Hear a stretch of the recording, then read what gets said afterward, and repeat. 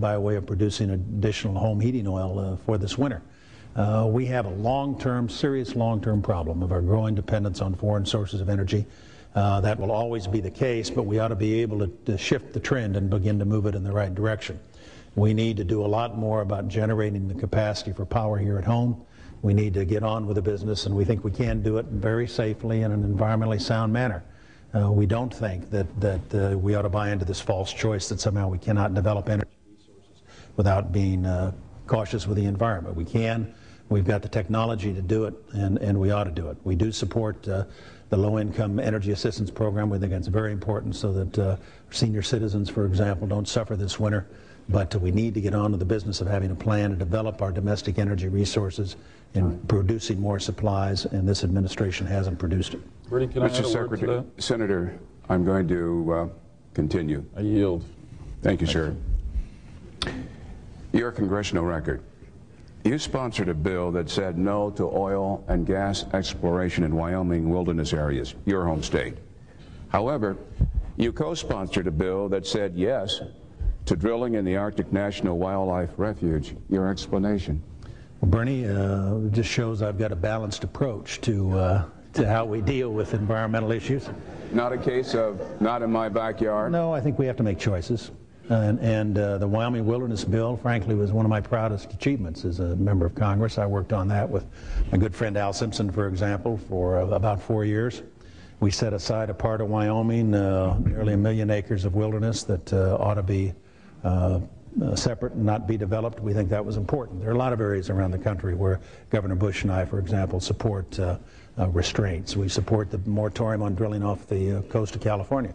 But there are places where we think we ought to go forward and develop those resources. The Arctic National Wildlife Reserve is one of them. It's on the North Slope. It's right next to Prudhoe Bay. The infrastructure is there to be able to deliver that product to market. We think we can do it given today's technology in a way that will not damage the environment, will not permanently mar the countryside at all. And so what we're looking for, I think, with respect to environmental policy and energy policy is balance. We do have to make choices. We recognize we have to make choices. But the way you phrase the question, frankly, I welcome, because I think it shows that, in fact, we are trying to pursue a balanced approach, and the suggestion that somehow all we care about is energy development isn't true. But we do have to get on with developing those resources, or we're going to find ourselves ever more dependent on foreign sources. We're going to find that our fact that we don't have an energy policy out there is one of the major storm clouds on the horizon for our economy. I think if we were to look for something that could develop, some problem that could arise that might in fact jeopardize our continuing prosperity, it's the possibility that we might find ourselves without adequate supplies of energy in the future, and there'd be no quicker way to shut down our economy than that. Senator. Bernie, we agree on the problem, but we couldn't disagree more on the response to the problem. The problem is accurately stated. No matter how strong we are economically, if we remain dependent on a source of energy that is outside our control, we're not going to be as strong as we should be. And others around the world can effectively yank our chain, and we cannot allow that to continue to happen. I'm afraid that our opponents' response to this is one-sided, and it is essentially to develop the resources within the United States almost regardless of where. I'm against drilling in the Arctic Refuge. This is one of the most beautiful, pristine places that the good Lord has created on Earth, and it happens, fortunately, to be within the United States of America. It's just not worth it to do that for what seems to be the possibility of 6 months' worth of oil 7 to 12 years from now. That's not much of a response to the immediate problem that gasoline consumers and home heating oil customers are facing this winter. There are more resources within the United States that we can develop. In fact, and this isn't mentioned much and appreciated much, but in the last 8 years, drilling for gas on federal lands has gone up 60%, and it's been done in an environmentally protective way. In fact, the administration has encouraged the drilling for deep gas and oil that's going on in the Western Gulf today. But the answer here is new technology that will create millions of new jobs. Let me just say this. If we can get 3 miles more per gallon from our cars, we'll save 1 million barrels of oil a day, which is exactly what the refuge at its best in Alaska would produce. Now, the choice to me is clear. We've got to develop fuel cells, alternative energy.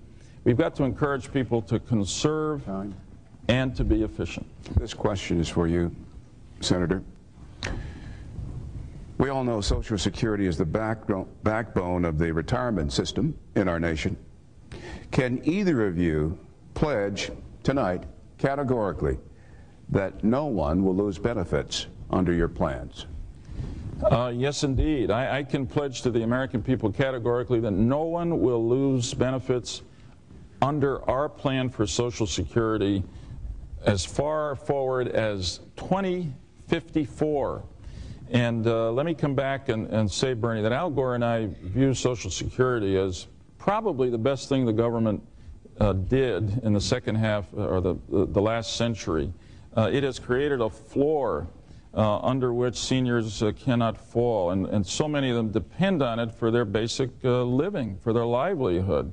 It is critically important to protect it. That's why Al and I have committed to putting that Social Security surplus in a lockbox, not touching it, and that's what allows us to keep Social Security solvent to 2054. Our opponents have an idea for privatizing Social Security that will jeopardize Social Security payments to recipients.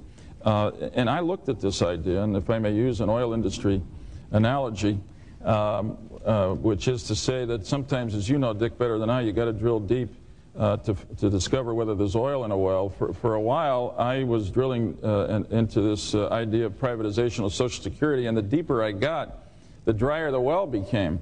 And it seemed to me at the end that what it was going to do is dry up Social Security. It requires taking as much as $1 trillion out of the Social Security fund. The independent analysts have said that would put the fund out of money in 2023, or if it's not out of money, benefits will have to be cut by over 50%. That's just not worth doing. Al Gore and I are going to guarantee Social Security and add to it the retirement savings plan that I mentioned earlier, which will help middle-class families looking forward have not only Social Security, but a superb extra retirement account as well. Social Security plus from us, with all respect, Social Security minus from the Bush-Cheney ticket. You won't be surprised, Bernie, if I disagree with Joe's description of our program. The fact of the matter is the Social Security system's in trouble. It's been a fantastic program. It's been there for 65 years. It's provided benefits for senior citizens over that period of time, for my parents. It means a great deal to millions of Americans. And Governor Bush and I want to make absolutely certain that the first thing we do is guarantee the continuation of those payments, those benefits, and keep those promises that were made. But if you look down the road, if you're, say, 30 years old today, and I have 2 daughters about that age, they seriously question whether or not there'll be any system left for them. And that's because the demographics that are work out there, and it's almost an iron law. We know how many people there are. We know when they're going to reach retirement age. We know when that baby boom generation's coming along. We know how long people are likely to live after that. It's going to drive the system into bankruptcy unless we reform it and deal with it. The reform we would like to offer is to allow our young people to begin to take a portion of the payroll tax, 2% of it, and invest it in a personal retirement account. That does several things. First of all, it gives them a stake in the Social Security system. That becomes their property. They own it. They can pass it on to their